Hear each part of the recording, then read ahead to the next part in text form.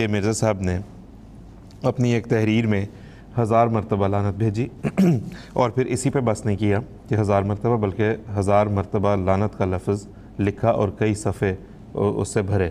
تو یہ ایک اعتراض جو ہے، اس کا جواب آپ سے میں درخواست کروں گا کہ دیں. دیکھیں، لعنت گالی نہیں ہے، لعنت دعا ہے. جب اللہ تعالیٰ کسی پہ لعنت کرتا ہے، لعنت کا مطلب ہے خدا کی قربت، خدا کی مدد اور خدا کی محبت سے محرومی. جب خدا کسی پہ لعنت کرے گا تو اس کا مطلب یہ ہے کہ خدا نے اس کو اپنے قرب سے محروم کر دیا، اس کو اپنی امداد سے محروم کر دیا. جب فرشتے یا انسان کسی پہ لعنت کریں گے تو وہ تو اس کو خدا کے قرب سے محروم نہیں کر سکتے. تو فرشتوں کا اور انسانوں کا کسی انسان پہ لعنت کرنا وہ دعا کی حیثیت ہے.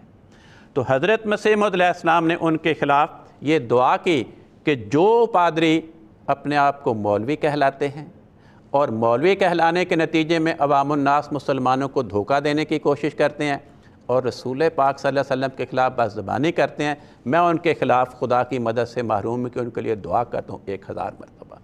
یہ وہ انداز ہے جو قرآن کریم نے سکھایا.